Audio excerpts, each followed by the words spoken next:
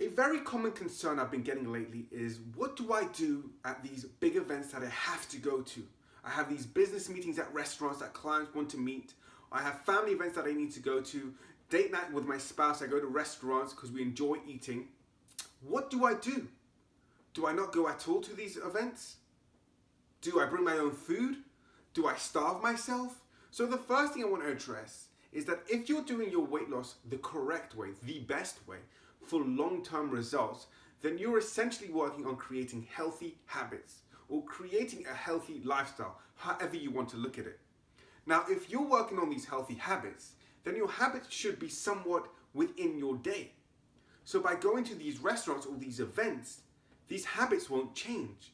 And since they become a new way of you eating, you will eat the correct way and you will be okay.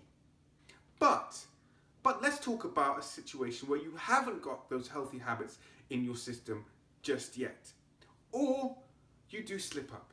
And this happens because we're human. So what do you do after you've slipped up, if it ever happens? Do you restrict your calorie intake and punish yourself and go on a starvation diet for the next month?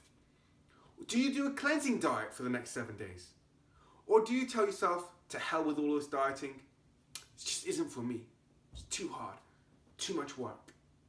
Well, in my mind, the third option isn't really an option. And if you think right now that the third option is an option, then remind yourself why you actually started dieting in the first place, why you started your weight loss journey in the first place. And the first two options, going on a cleansing diet or restricting your calorie intake for the next month, isn't the best way to move forward. Because what tends to happen from these crazy restrictive diets is we bounce back, and we bounce back harder than when we started originally. What I mean to say by this is that if you restrict your calorie intake, you can't do that for a very long time. So it's only going to be a matter of time before you go back to eating the way you did before. And since you weren't focusing on creating the healthy habits, you will tend to eat the way you did before that got you in the mess in the first place. And then the results will come back, and that will be the end of it. We just discussed what you shouldn't do, but what should you do? Well, there are two skills that you really need to understand and utilize and become good at to help you in these situations. The first one is reflection, and the second one is self-compassion. So the first thing you've got to do is reflect back on the event yesterday. Look at it. What happened last night? What made me go and binge out and eat so much? And then try and figure out, a system that you can ensure to put in place the next time you go to these events to make sure it doesn't happen again. So we can learn from your past experiences to make you better in the future. And this is the ultimate way you've got to think about failures, because there's no such thing as failures, just lessons. And then the second thing is practice self-compassion. Understand that you're a human being. Understand that it's okay to slip up here and there. It's completely fine and normal, in fact. And make sure that you actually enjoyed the meal.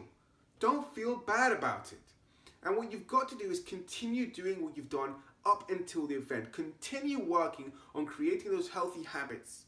Continue working on living your healthy lifestyle. Because even if you did consume 10,000 calories in that one meal, which gained you almost 3 pounds of fat, but in the long run, over the month, you will be back to square one and better because of it, because you consistently stuck to creating your healthy habits, and you have taught yourself to actually live a normal life, a life where you can actually go out and enjoy your events and go out and feel normal and socialize, which is a massive part of human beings, right? If we weren't social animals, we would all be living on deserted islands, but we need each other and we need to enjoy each other. And this is important for health and happiness. And yet, you're still okay, you're still losing weight, and you're still succeeding. Now, don't get me wrong, if your events happen to be every single day, then you really need to work on creating those healthy habits. Because if you're slipping up every single day, then you're not really working on those healthy habits. But here we're talking about you're doing one slip up in a very, it's very rare. A very rare slip up. That's what we're talking about here. Don't punish yourself.